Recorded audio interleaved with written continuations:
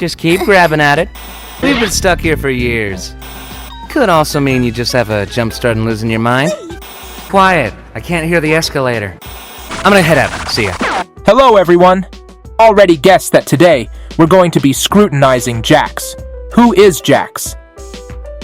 Everyone has already realized that this is the most controversial and most incomprehensible character of the digital circus. Let me remind you that in my previous videos, we have already tried to understand what POMNI and RAGATHA are.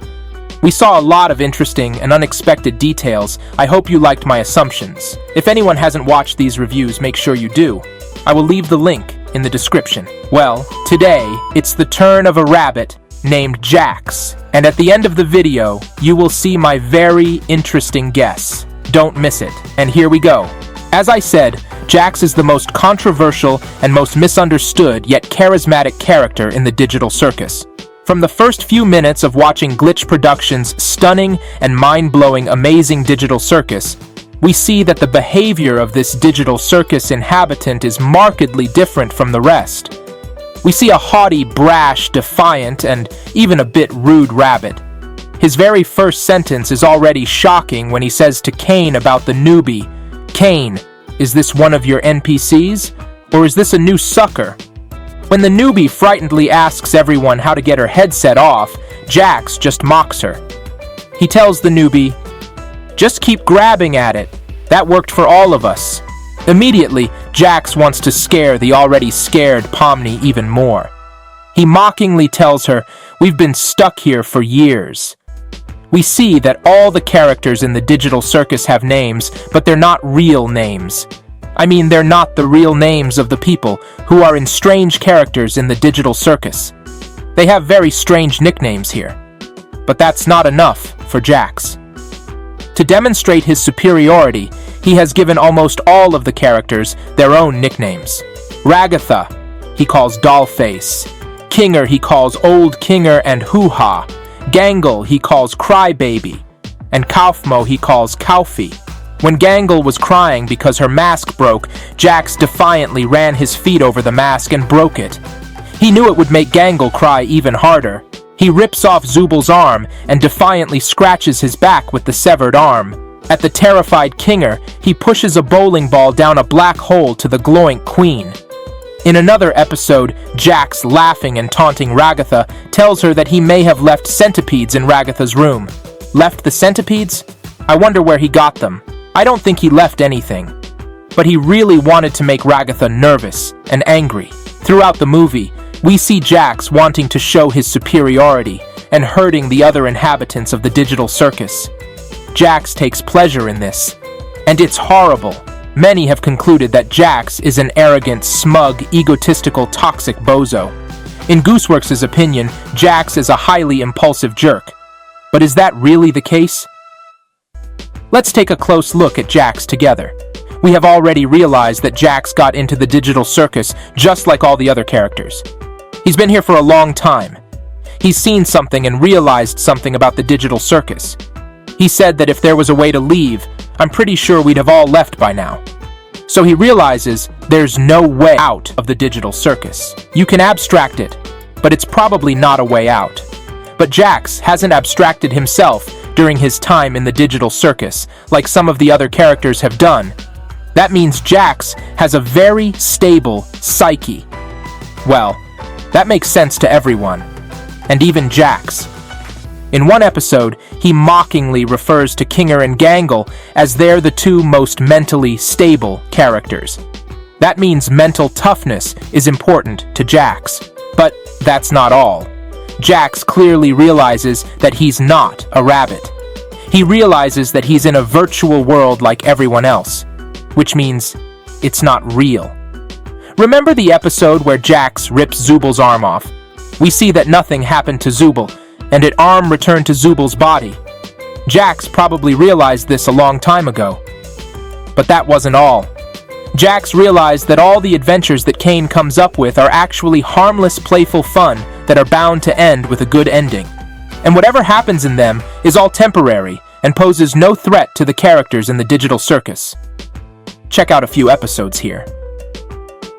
When the Gloinks took Zubal apart and dragged its parts down the black hole, Jax calmly said, "Oh no, they killed Zubul," and then added, "Anyway, you guys want to go get something to eat?"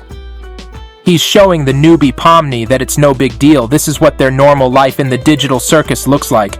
Oh yeah, it's awful to see such madness every day. Watch next.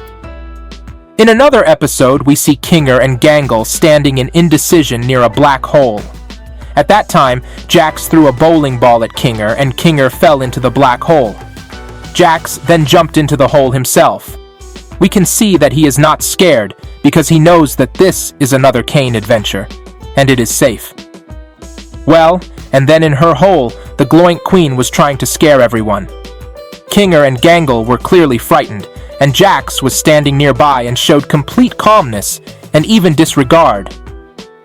Apparently he is not interested in such adventures and has long been bored. Jax shows his attitude and says to the Gloink Queen, "Oh, is that who you are?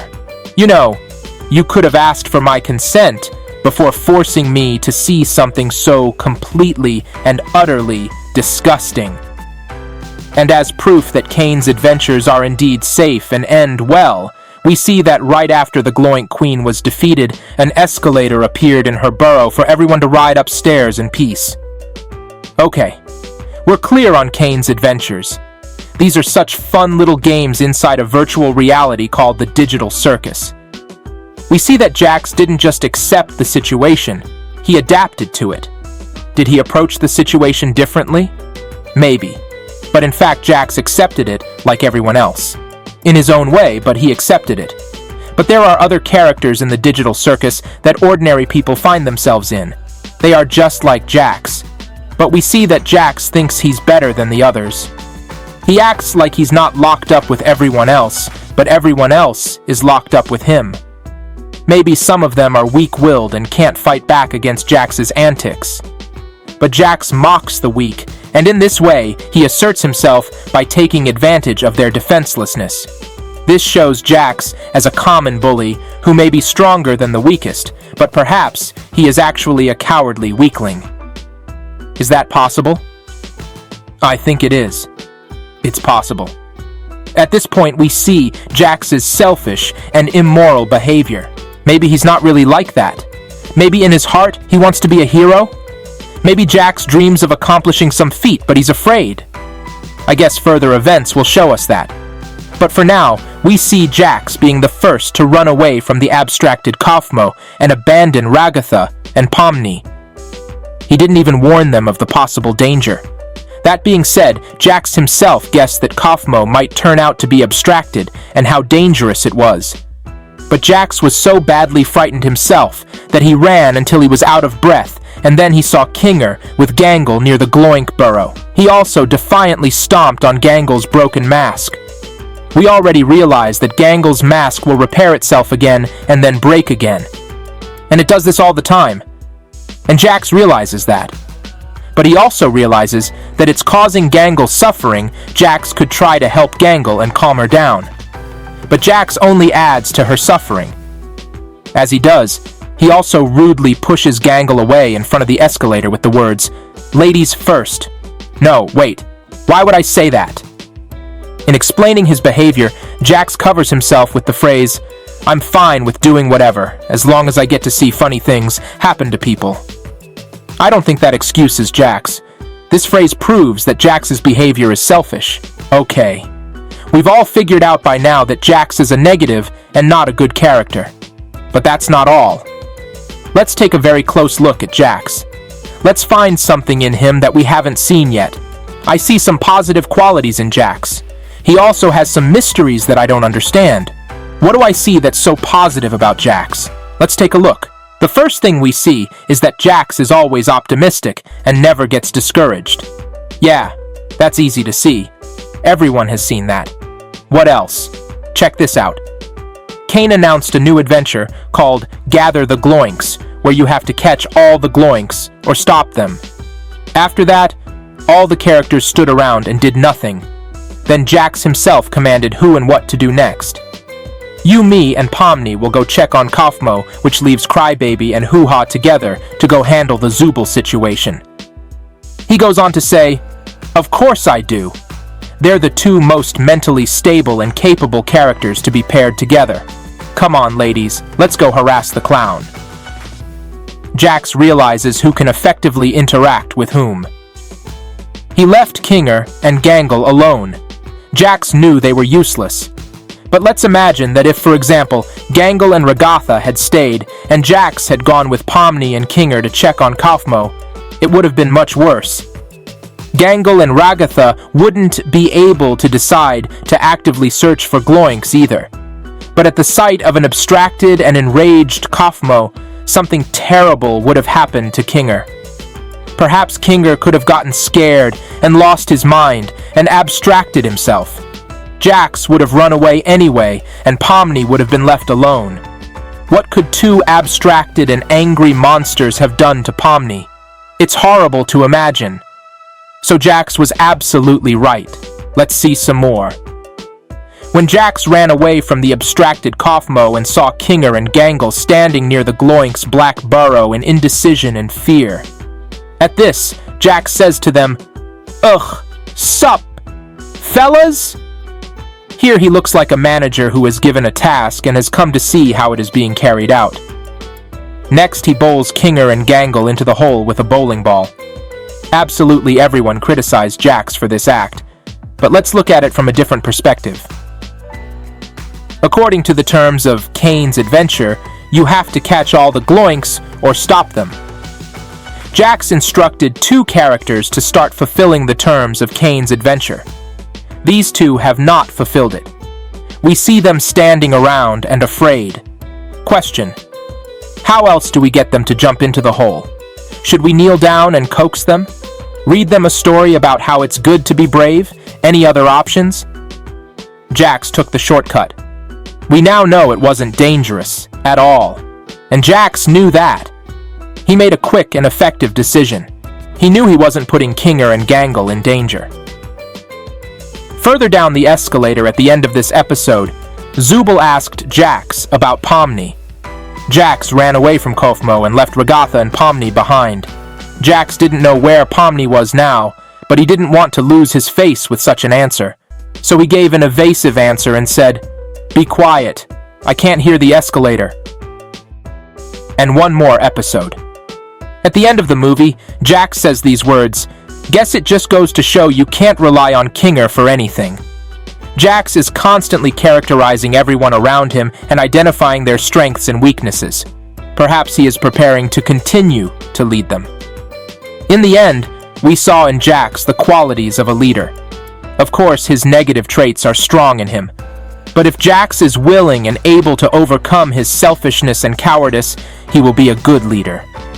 Perhaps he will turn out to be the commander who in the finale will lead everyone out of the captivity of the digital circus. How do you like this turn of events? Write in the comments. And lastly, Jax's riddles. Jax's first riddle, which everyone was discussing, was the key. At KAUFMO's door, Jax took out the key to his room. When asked by Ragatha, Jax said, "Don't worry, Dollface, I've got a key to his room." He then added, "Nah, I've got keys everywhere, and you've all been fine." Jax has keys to everything, and everything's fine? Who gave him the keys? Why? That means Kane knows about it. It means Jax is allowed to have keys to everything. Why? For what? Jax's second riddle. When asked by Gangle, "How is KAUFMO doing?"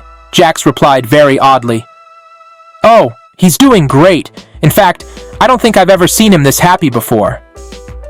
Gangle then saw an abstracted KAUFMO and asked Jax, "KAUFMO abstracted?" But Jax answered her very calmly, "Nah, he's fine." Why does Jax say that? Is he just making fun of Gangle? Or is Jax saying that KAUFMO's long suffering is finally over? Or maybe when KAUFMO abstracted himself, he went into some new state where he won't be tormented by fears and doubts. Could it be something akin to anabiosis? Jax's third mystery. He realizes that he needs mental stability to keep from going insane in this strange digital circus. Jax understands what Kane's adventures are all about. It's likely that Jax has seen not only an abstracted KAUFMO, but also abstractions of other characters. JAX knows something about this, and for some reason says that the abstracted KAUFMO is now happy. But why was he running away from abstracted KAUFMO so fast? Why did he want to hide from abstracted KAUFMO in the Gloinks hole? So JAX knows something else? JAX's fourth riddle. When they opened the door and saw the abstracted KAUFMO, JAX said before running away, "Oh, I've been looking for this. Thanks for keeping an eye on it, Kaufi. I'm gonna head out. See ya." See ya? Is this for real? Is JAX joking? Or maybe it's not a joke. These are the questions. These are the riddles of JAX. I'll be sure to talk about these questions and riddles in future videos.